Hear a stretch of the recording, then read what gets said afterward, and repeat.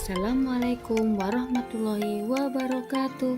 Perkenalkan, saya Darmanti Prastyosari, calon guru penggerak Angkatan 9 Kabupaten Magetan dari SDN Manisrejo, akan menyampaikan aksi nyata modul 1.4 mengenai diseminasi budaya positif, menyebarkan pemahaman dan pengalaman penerapan budaya positif. Pembimbing saya adalah fasilitator Ibu Partilah SPD dan pengajar praktek saya Andi Kosim Nursia SPD. Berikut adalah rancangan tindakan untuk aksi nyata saya. 1.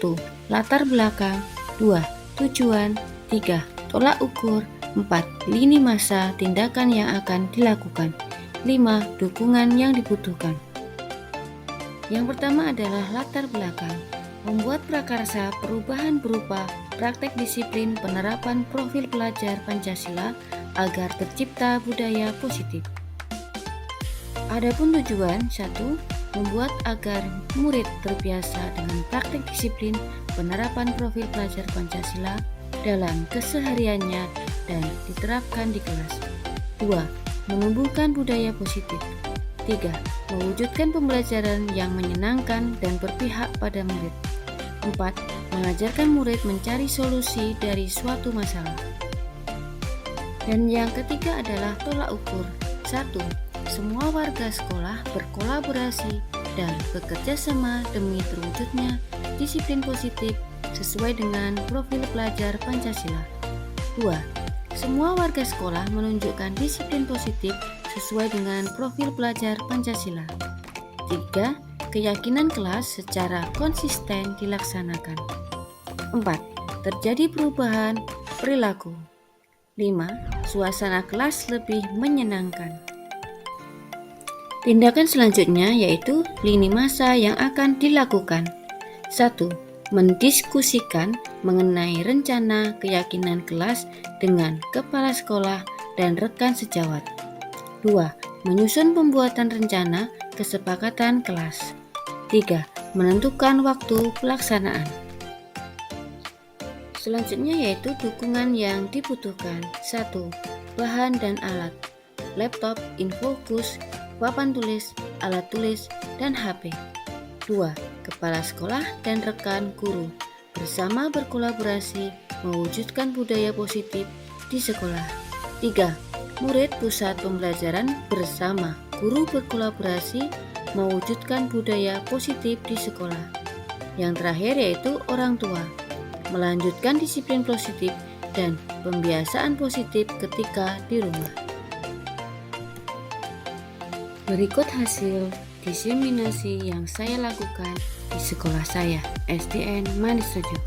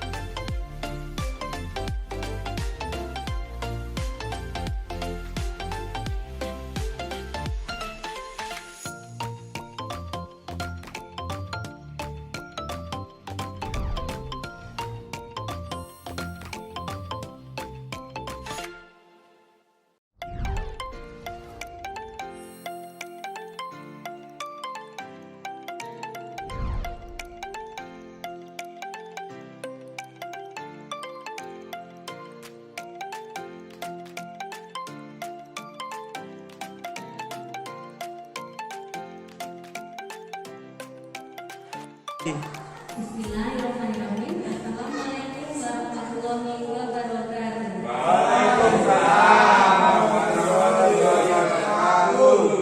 Salam sejahtera bagi kita semua. Yang saya hormati Ibu Kepala SDN Manisrejo, Ibu Winasya SPD, dan saya hormati juga Bapak Ibu guru. Sebelum kita memulai acara diseminasi ini, marilah kita panjatkan puji syukur kepada Allah Subhanahu wa Ta'ala atas segala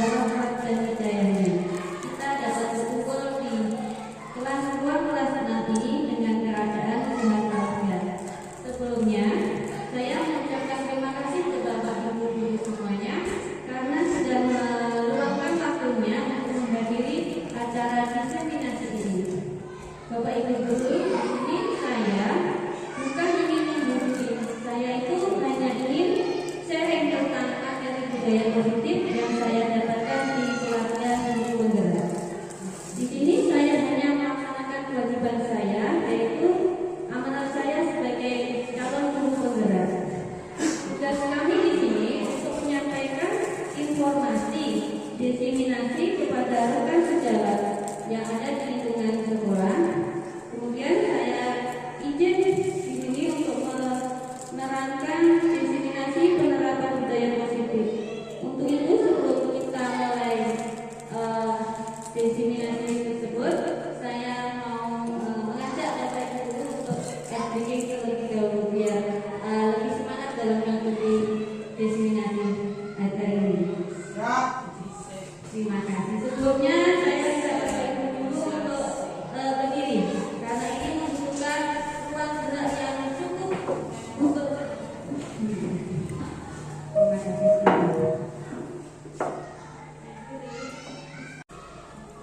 Ini SPK-nya judulnya arah sam-sam, jadi perlu kecepatan tangan.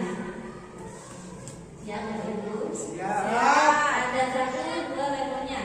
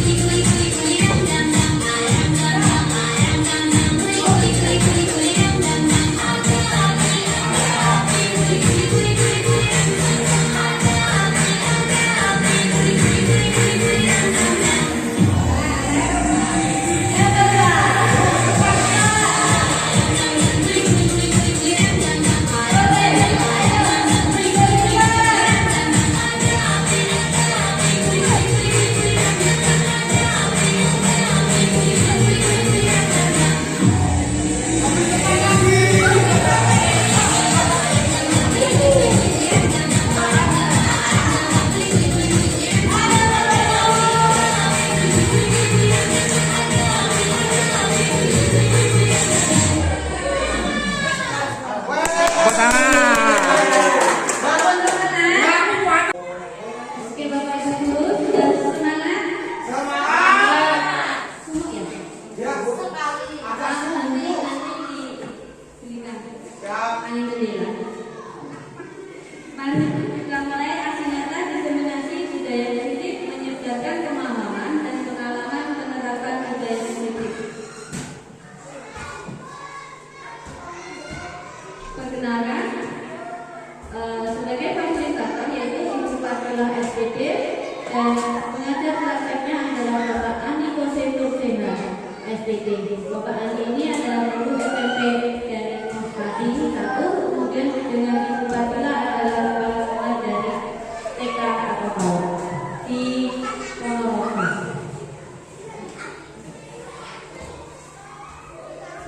Budaya positif di sini ada 6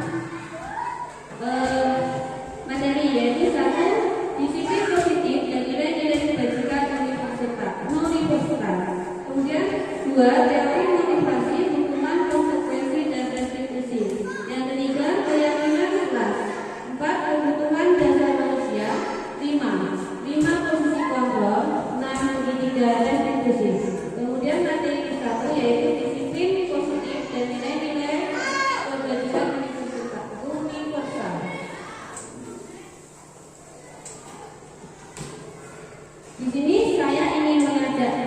Bu Guru untuk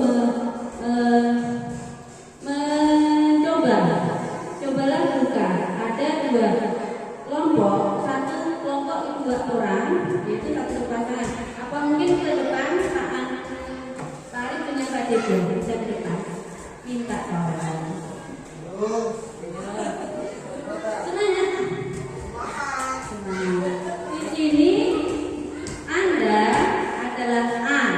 Tugas A adalah mengepakkan salah satu tangan Anda. Salah satu mengepakkan tangan Anda. Satu ya. Kemudian Pak Arif bertugas. Gimana caranya tangan Pak Dido ini bisa terbuka? Bisa dengan cara perasaan, bisa dengan merayu, atau bisa dengan cara sedikit-sedikit gitu nggak apa-apa.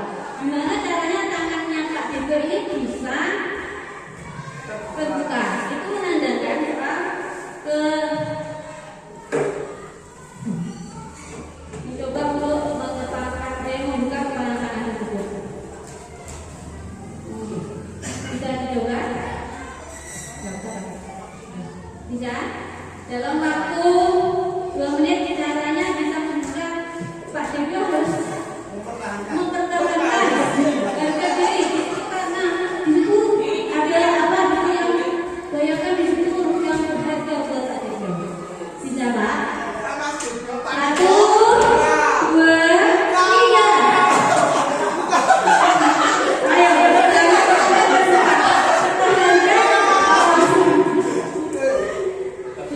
bisa ketawa. Alhamdulillah.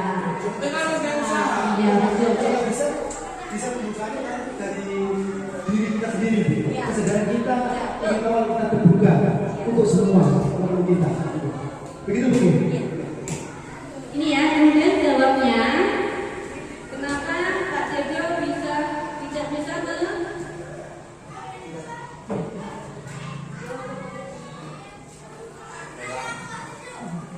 kemudian jawaban pertanyaan tersebut pasti bervariasi. Ada yang bisa membuka kepalanya, bisa yang menutup kepalanya. Sesungguhnya yang memegang kontrol atas kepala tangan kita itu adalah tergantung pada diri kita sendiri sesuai dengan keinginan dan kebutuhan.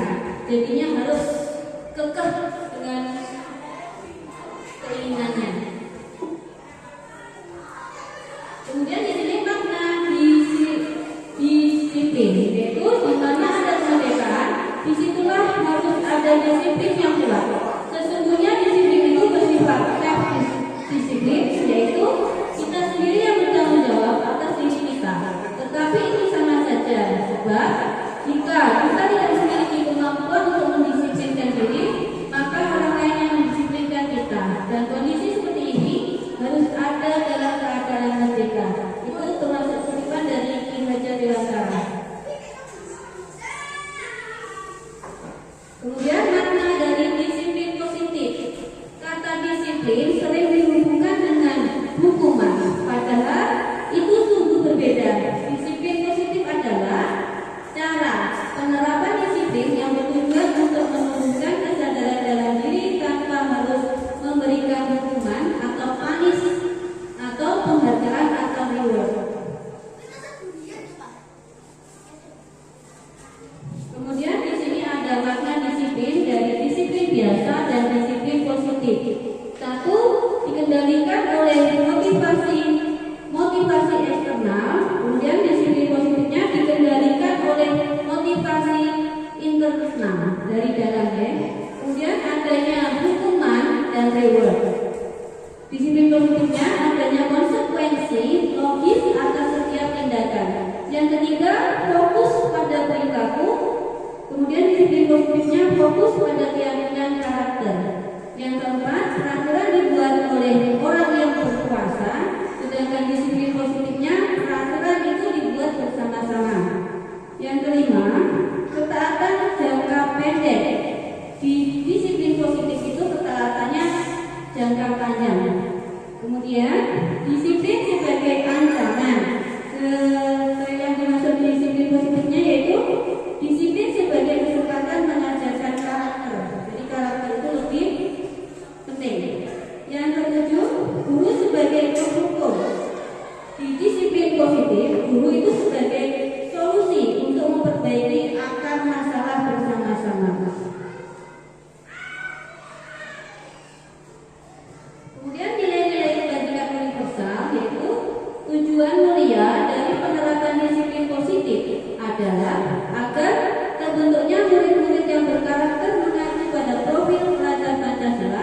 dan merupakan pembelajar sepanjang hayat sesuai dengan standar kompetensi lulusan yang diharapkan. Di sini pelajar Pancasilanya, di profil pelajar Pancasila ada berapa yang Bapak Ibu?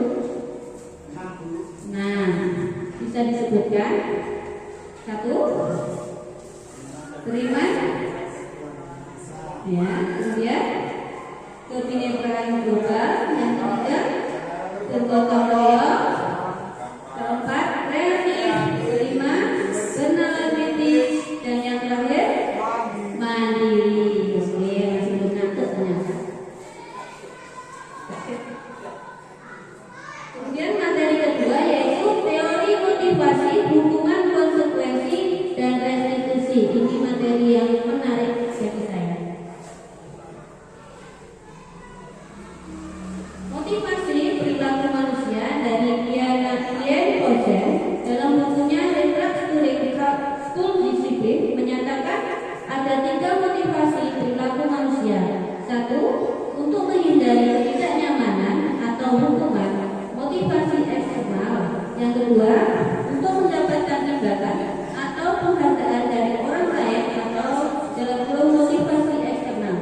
Yang terakhir yaitu untuk menjadi orang yang mereka inginkan dan menghargai diri sendiri dengan nilai-nilai yang mereka percaya atau motivasi internal.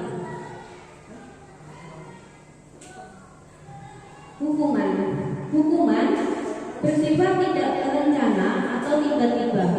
Anak atau murid tidak tahu apa yang akan terjadi dan tidak dilibatkan. Hukuman itu bersifat satu arah dari pihak guru yang memberikan dan murid lainnya menerima suatu hukuman tanpa melalui suatu kesepakatan. Sedangkan konsekuensinya bersifat sudah terencana atau sudah disepakati, sudah dibahas dan disetujui oleh murid dan guru. Umumnya bentuk-bentuk konsekuensi dibuat oleh pihak guru atau sekolah dan murid sudah mengetahui sebelumnya konsekuensinya yang akan diterima bila ada pelanggaran. Di sini ada identitas gagal dan identitas sukses. Seumpamanya ada hukuman, murid atau anak belajar menyembunyikan kesalahan. Identitas suksesnya yaitu konsekuensinya murid anak belajar taat peraturan. Sedangkan restitusinya anak atau murid belajar memecahkan masalah. Yang kedua, mencoba mengontrol anak dengan penguatan negatif, membayar imbas kesalahan, yaitu disiplinnya mencoba mengontrol anak dengan penguatan positif. Anak paham bahwa dirinya sendiri yang pegang kendali kontrol. Dan yang ketiga yaitu dampak pada murid seandainya murid tersebut marah, merasa bersalah, rendah diri, dan mengasingkan diri. Disiplinnya yaitu kehilangan hak waktu jeda seorang diri, time out, dan penahanan atau detection. Murid atau anak tidak kehilangan waktu, namun bersemangat untuk memperbaiki diri mereka sendiri.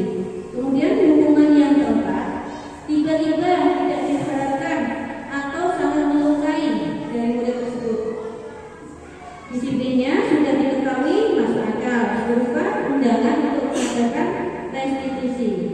Kemudian yang terakhir, menyakitkan guru, menjalani konsekuensi dengan menyalahkan, mengkritik, menyindir, merendahkan. Yaitu disiplinnya membantu guru tersebut menyatakan peraturannya, melakukan peringatan dan menerapkan konsekuensinya. Kemudian restitusinya menguatkan guru menyebutkan keyakinan kelas, membimbing kerangka, bantuan berpikir, restitusi murid atau anak.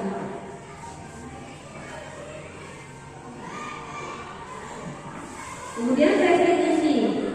Yang dimaksud dengan restitusi di sini yaitu proses kolaboratif yang mengajarkan murid untuk mencari solusi untuk masalah dan membantu murid berpikir tentang orang seperti apa yang mereka inginkan dan bagaimana mereka harus memperlakukan orang lain. Itu pendapat dari Tilson, dosen 1996. Kemudian ciri-ciri restitusi di sini adalah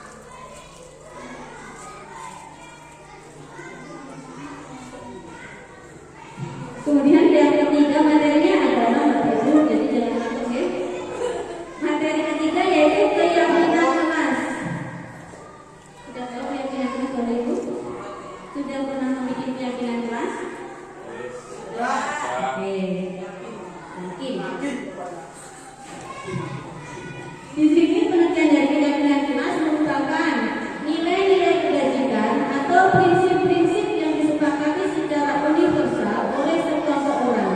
Seseorang lebih tergerak dan bersemangat untuk menjalankan keyakinannya daripada hanya sekedar mengikuti serangkaian peraturan tertulis tanpa makna.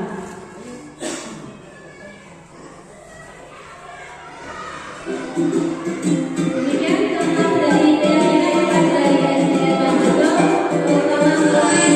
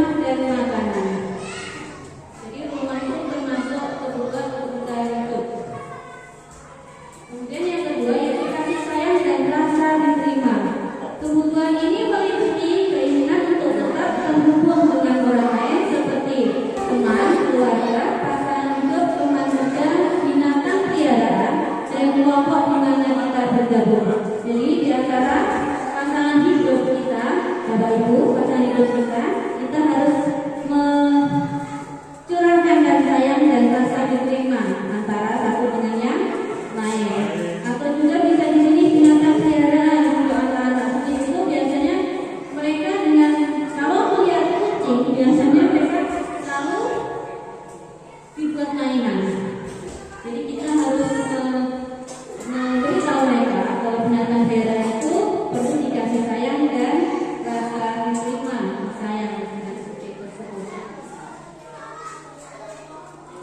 Kemudian kebebasan. Kebutuhan ini meliputi keinginan akan pilihan untuk perlu banyak bergerak, suka mencoba-coba, tidak terlalu terpengaruh orang lain dan senang mencoba hal baru dan menarik. Di sini ada anak SD mahasiswa ini yang suka kelas itu tidak suka duduk tenang-tenang. Biasanya baru beberapa menit itu keluar.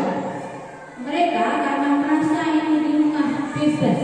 Makanya kalau di kelas di sekolah biasanya mereka perlu kebebasan. Sebenarnya anak-anak tersebut itu menerima pelajarannya, tapi dengan cara yang berbeda. Jadi anak-anak itu merasa bebas di rumah, jadi dibawa ke sekolah untuk merasakan kebebasan tersebut. Jadi kalau melihat anak-anak yang keluar itu kita harus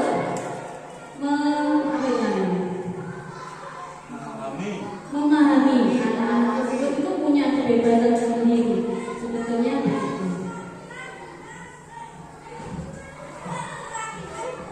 Kemudian yang keempat, kesenangan.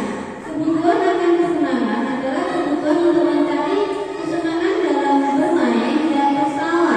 Saat mereka bermain, mereka mempelajari keterampilan hidup yang penting. Jadi kalau mereka itu tertawa dengan senang hati, ya karena mereka punya kesenangan tersendiri.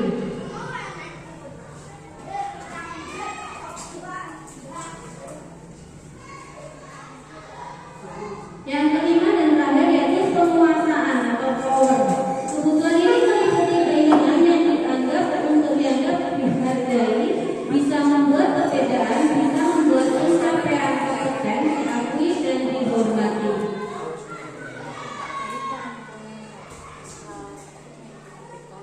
Kemudian materi kelima yaitu 5 posisi kontrol.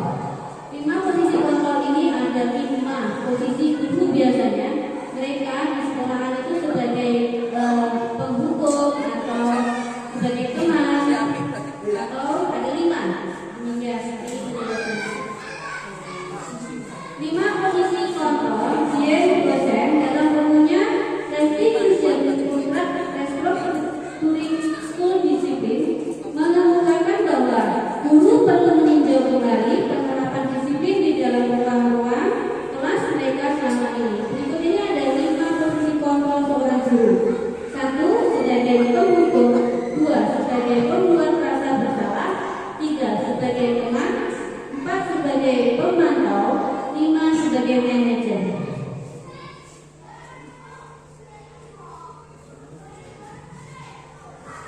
Demikian ada 5 contoh posisi kontrol. Bapak Ibu bisa melihat di sini. Kasusnya sama anaknya, tapi beda sebagai posisi gurunya.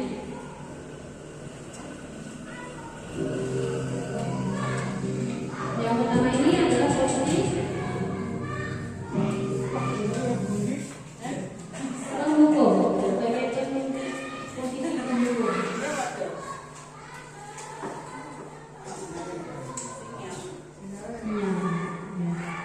Top 5 posisi kontrol sebagai berikut.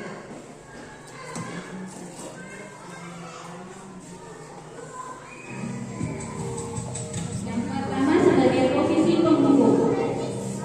Naren, sini kamu. Ini sebagai contoh di Bapak Ibu. Jadi contohnya adalah Kamu deh, pasti terlambat. Maaf Bu, saya Apa? Apa coba? Alasan kamu apa lagi? Kapan sih kamu tidak terlambat? Malas sekali ya kamu jadi anak. saya Dasar pemalas. Gak kapok-kapok sih kamu. Sudah berapa kali terlambat?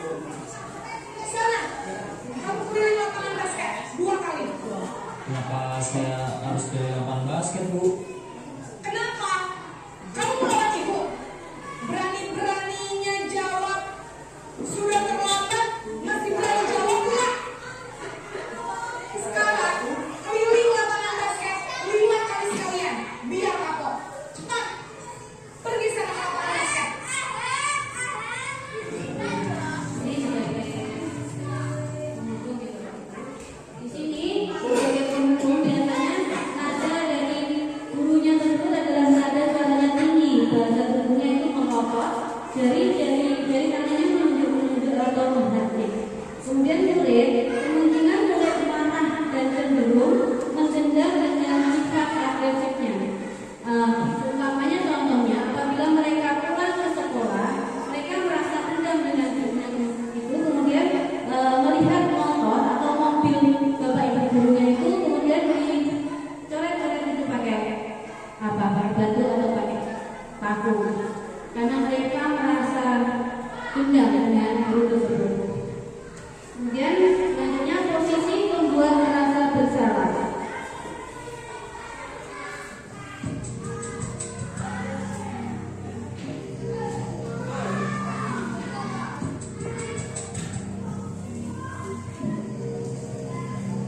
Naren! Adanya capek. Selamat pagi, Bu. Naren. Kamu kenapa terlambat lagi, nak? Ya Tuhan, Naren. Kamu senang ya bikin ibu susah ya? Kalau kamu terlambat lagi, nanti ibu yang ditegur bapak kepala sekolah, nak. Disangka ibu tidak bisa membina kamu. Duh, gimana ini? Maaf, Bu. Duh, Gusti Naren. Kamu suka ya kalau ibu ditegur bapak kepala sekolah? Terus, sekarang ibu harus tulis apa ini di buku absen? Ini kamu sudah sering terlambat loh. Ibu harus apa coba? Maaf, Bu. Maaf sekali. Ya sudah, lain kali jangan bikin ibu susah lagi ya, nak ya. Ibu tidak akan kuat lagi kalau kamu begini terus. Bisa jantungan kalau ibu ditegur bapak kepala sekolah. Sana cepat, kelas. Maaf ya, Bu. Maaf sekali. Yang lain siapa? Gurunya. Tadi ini yang kedua yaitu posisi pembuat merasa bersalah. Pada posisi ini biasanya guru itu bersuara lebih lembut. Pembuat merasa bersalah akan menggunakan keheningan yang membuat orang lain merasa tidak nyaman atau bersalah ataupun rendah diri. Di sini pembuat merasa bersalah atau anak tersebut nada suara memeras, halus, sedih, bahasa tubuhnya merapat pada anak kemudian lesu. Hasil dari anak tersebut biasanya anak ini akan merasa bersalah telah mengecewakan gurunya. Murid akan merasa menjadi orang yang gagal karena emosinya yang tertanam rapat di dalam. Murid ini menahan perasaannya. Murid ini merasa tiba-tiba meletuskan amarahnya dan bisa menyakiti diri sendiri ataupun orang lain. Jadi lebih bahaya lagi dari posisi yang menghukum tadi anak-anaknya. Kemudian yang ketiga yaitu sebagai posisi teman. Ini yang biasa saya perkenalkan dulu sebagai posisi teman.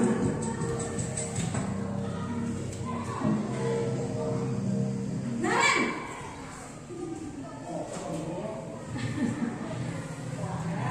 Selamat pagi, Bu. Wah, sudah jam berapa ini, nak? Terlambat lagi ya, sayang. Iya, Bu. Habis ibu saya lupa membangunkan saya, Bu.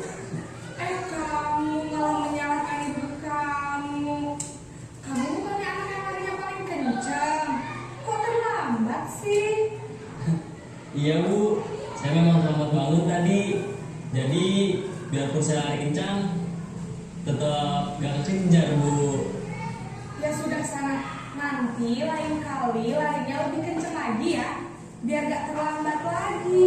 Bikin seneng ibu. Demi ibu. Bisa kan? Bisa lah, Bu. Ya sudah, sana masuk kelas. Ibu beresin urusan absen kamu. Kamu ini ada saja. Oke, ini yang tadi kunci sebagai mana ya? Ya. Di sini biasanya posisi teman-teman guru pada posisi ini tidak akan menyakiti dari siswa tersebut, murid tersebut, namun akan tetap berupaya mengontrol murid melalui persuasinya. Nada suaranya yaitu ramah, akrab dan bercanda. Bahasa tubuhnya merapat pada anak atau murid, mata dan senyum itu penuh dengan senyum jenaka. Kemudian hasil dari murid itu akan merasa senang dan akrab dengan guru tersebut. Biasanya kalau anak tersebut tidak satu kelas lagi dengan guru tersebut, umpamanya naik kelas di kelas berikutnya, menemui guru yang lebih dari enggak sebagai teman, jadinya mereka itu merasa waduh, apa gurunya bukan dicari lagi atau siapa gitu. Jadi karena merasa teman, jadinya guru yang lain itu merasa kurang. Kemudian yang keempat yaitu sebagai posisi pemantau atau monitor. Sama kasusnya, beda.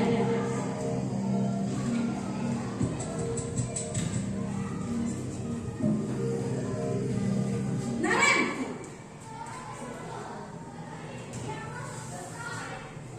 Selamat pagi Bu.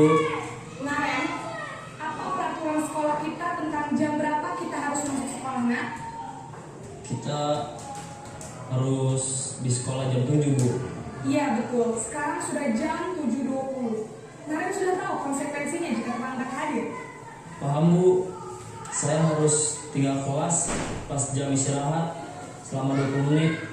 Iya benar, konsekuensinya demikian. Jadi nanti jam 9.30 pas istirahat, kamu harus tinggal di kelas, kerjakan tugas tambahan untuk ketertinggalan kamu, ya? Baik Bu.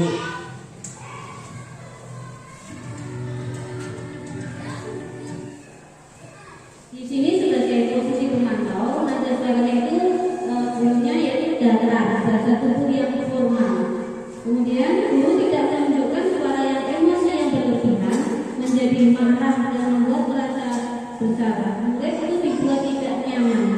Contohnya, seumpamanya waktu kita memberi tugas atau PR kepada anak tersebut tidak mengerjakan. Biasanya dulu saya itu sering nyuruh anak tersebut mengerjakan di depan kelas, tidak mengikuti dengan kelas teman-temannya di kelas dulu. Atau juga kita menyuruh anak tersebut mengerjakan di ruang kantor. Nah, kemudian yang posisi terakhir yaitu posisi manajer. Ini yang disarankan dari pemerintah sebagai posisi manajer.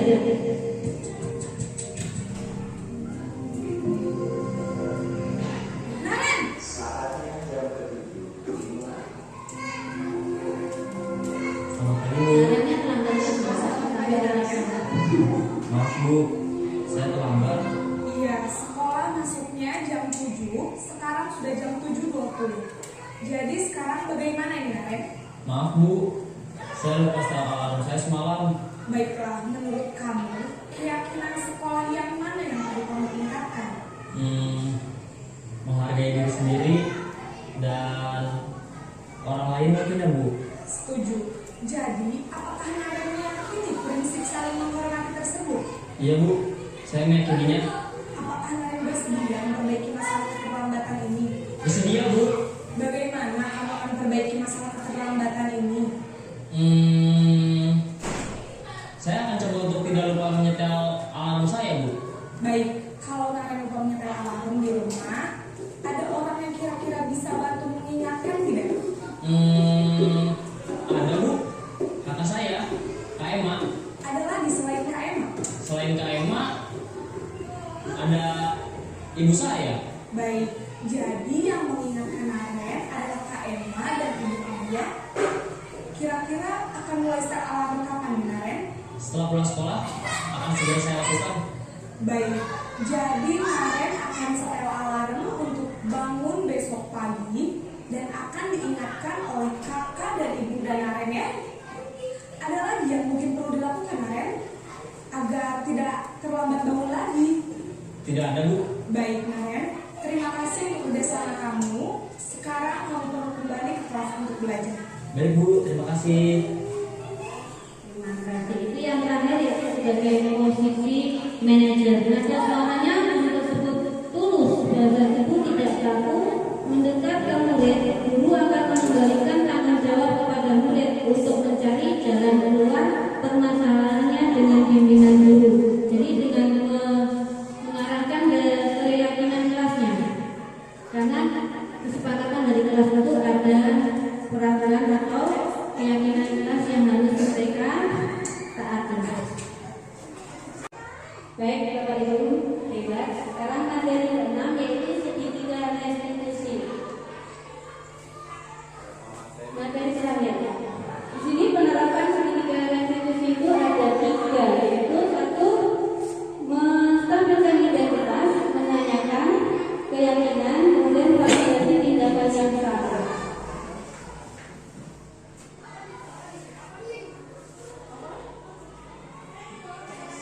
Ini Bapak Ibu menerapkan segitiga restitusi. Ada 2 kasus yang harus saya banggakan. Yang pertama kasusnya yaitu kakak saya ini menyontek saat ujian.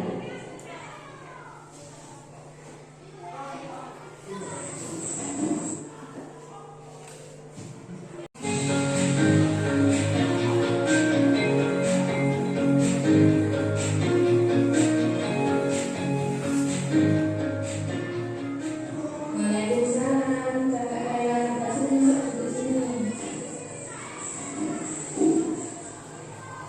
Mau jalan di sini? Langkah pertama yaitu menjelaskan identitas. Saya mencapai jawaban habisku. Menurut saya, menjelek itu perbuatan yang berat. Salah besar, saya minta maaf. Saya aku pernah berbuat salah. Saya juga pernah berbuat salah. Tugas saya itu mencari. Mencari juga pernah melakukannya, tetapi di sini mencari tidak mencari siapa yang salah dan benar. Di sini mencari ingin mencari solusi mengapa kayaknya itu tidak, kayaknya itu menjelek. Ya, sekali. Ya, pasti punya alasan kenapa dia menjelek. Yang kedua yaitu validasi tindakan yang Kesulitan mengerjakan soal ujian. Oh, itu penyebabnya kenapa kayaknya menjelek tadi. Iya, Bu. Kira-kira menjelek itu sudah masuk keyakinan kelas yang kita tertentu. Maaf, ini saya kurang keyakinan. Ini ingat apa yang menjadi keyakinan kelas kita? Ingat, Bu, tidak boleh mencontoh saat ujian. Yang akan saya lakukan supaya tidak dicontoh lagi. Kerja belajar di sini karena ada kepentingan. Mulai kapan kalian akan melakukan hal yang kalian suka tadi? Jadi saya akan belajar bermain dengan. Nah, sudah mau melakukan cara yang baik. Mencari modal selanjutnya dan di masa depan saya akan menjadi anak yang taat, amanah dan juga ramah. Kemudian kasus kedua ini kakak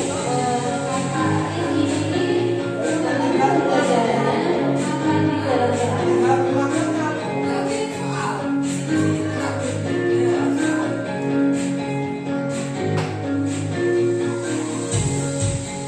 Assalamualaikum. Waalaikumsalam. Kenapa bisa manggil saya?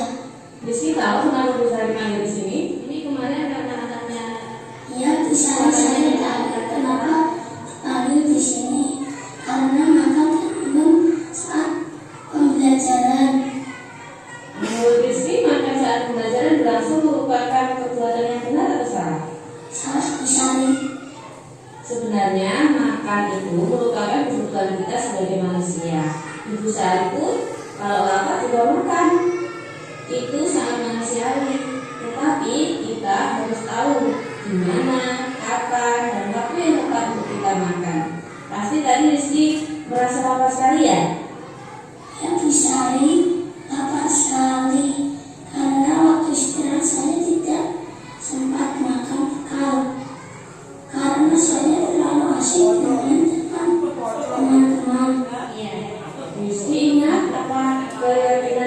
yang kita sudah buat? Ya, terima kasih.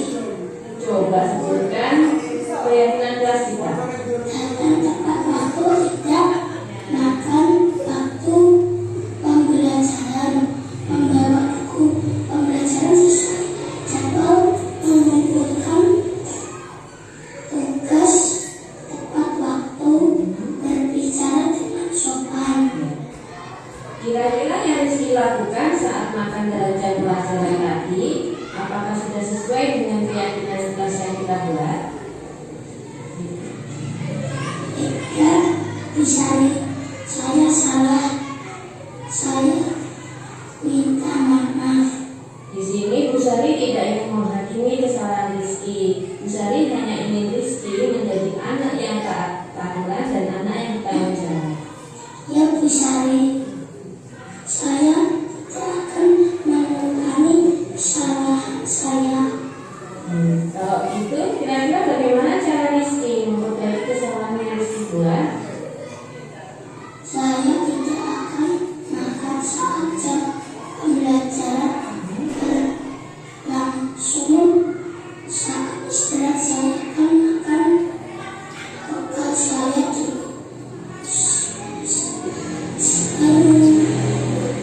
baru bermain dengan teman. Kira-kira mulai kapan Rizky akan memulai hal-hal yang Rizky sebutkan tadi?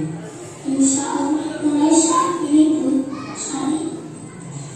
Terima kasih Rizky sudah mau melakukan ke arah yang lebih baik. Bu Sari harap selanjutnya dan di masa depan Rizky akan menjadi anak yang taat aturan dan anak yang bertanggung jawab.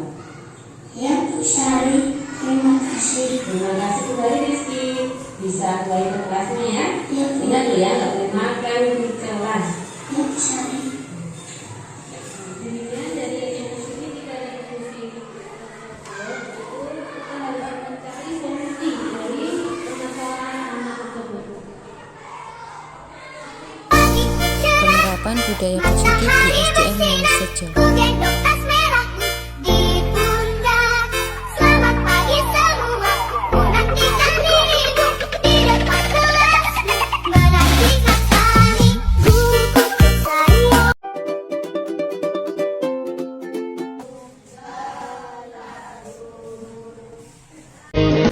ونقول عن فارق الأيام الشيء الذكر عدو ويرجحنا الورم نشبعنا كيف قلنا إنساك الأحلام يا ليل بعد ونقول عن فارق الأيام يا ربي طول أيامنا سوا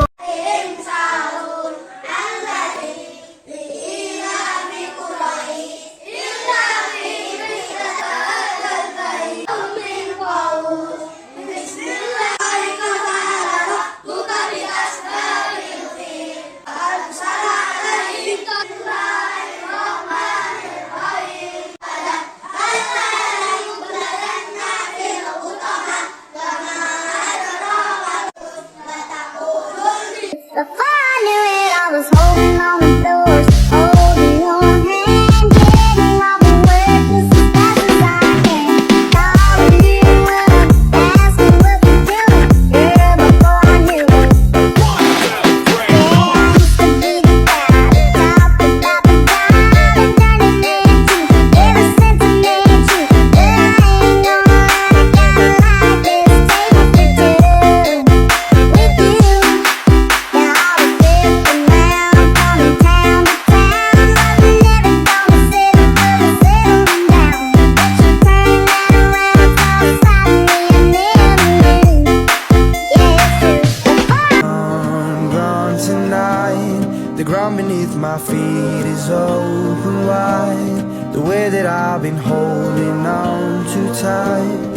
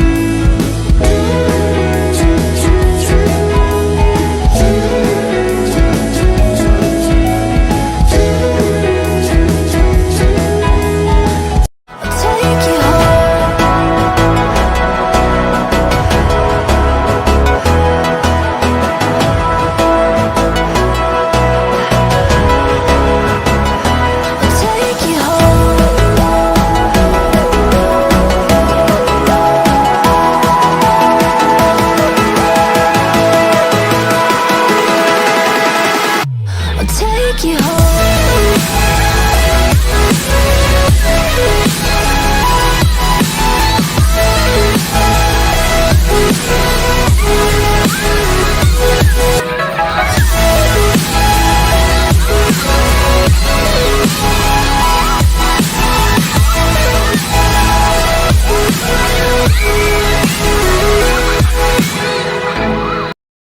Kemudian variasi tindakan yang salah.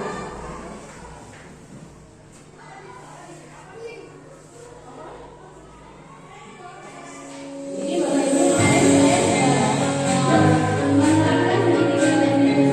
ada dua kalimat. Biar lebih semangat lagi, sebentar lagi mau udah refleksi, jadi SPK dulu lebih gampang. SPK-nya yaitu sambung kata. Kita bikin 3 kata, kemudian disambungkan ke temannya atau rekan sejalannya. Seumpamanya saya ngomong katanya kalimatnya yaitu aku minum susu. Kemudian saya katakan ke Wiwi bilang susunya disambung katanya. Bis susu. Tadi aku minum susu. Wiwi susu. Ini sambungkan. Nanti Bapak Ibu. Tapi katanya tidak boleh Dari belakangnya tidak boleh berubah. Oh, kata yang paling Kata yang belakang diteruskan. Namanya sambung kata. Ya. Contohnya. berwarna putih. Nah, aku minum susu. Wiwi. Susu berwarna putih. Nah, susu berwarna putih. Disambungkan lagi Pak Arif, gitu ya. Susu pakai bisa. Oke, ya. Siap. Bisa lebih semangat lagi. Yang seru gitu, Bu. Oke. Jadi sebutkan dulu temennya. Gitu biar temennya kaget, Bu. Oke. Yang saya siapkan kata-katanya dari saya yaitu saya makan apel, gurih. Apel rasanya sangat manis. Ada 4 kata, harus 3. Apel warnanya merah. Apel warna merah siapa yang ditunjuk? Dirjo. Merah kesukaan saya. Yo, Anda tunjuk siapa? Saya sedang duduk. Tunjuk, lanjutkan ke Putri. Putri. Duduk manis berdampingan. Manis berdampingan. Jadi ya. Oke, lanjut. Lapangan. Lapangan. Berdampingan, berdampingan, Pak. Asik.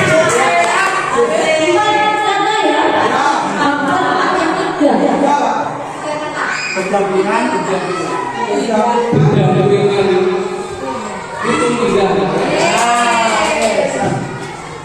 Oke, semuanya.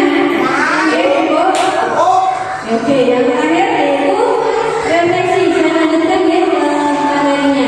Refleksi. Ada 3 pertanyaan. 1, hal baru yang mengubah paradigma saya. Ini pertanyaan untuk Bapak Ibu semuanya. Perasaan apa yang muncul selama mengikuti sesi ini, khususnya mengenai makna disiplin dan motivasi prinsipnya. Yang ketiga, saya akan menjadi among seperti apa? Apakah setelah mengikuti sesi ini? Among tadi ada 5 yang posisi kontrol tadi. Bapak Ibu mau menjadi among sebagai apa? Silakan siapa yang mau belajar. Ini cuma seru-seruan aja. Jadi mau?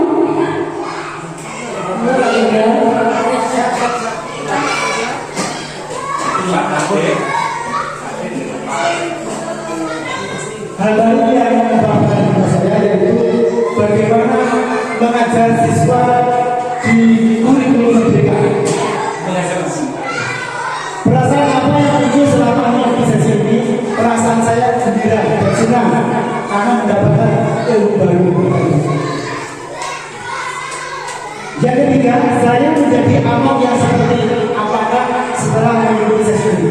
Kalau saya ingin menjadi seorang manajer, among manajer. Itu Bu, dari saya terima kasih. Terima kasih Pak Dejo sudah merefleksi pertemuan kali ini. Kemudian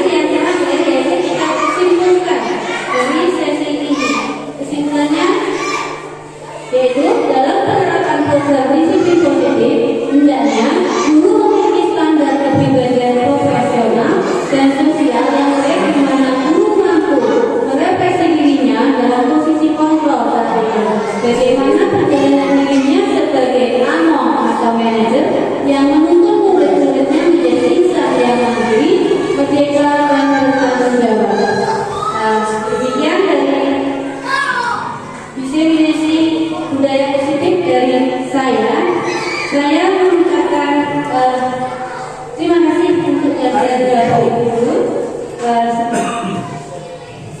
Hari ini kita sudah banyak belajar budaya positif yang semoga dapat bermanfaat juga dan dapat dipraktekkan di sekolahan panjenengan semua ataupun di kelas-kelas panjenengan.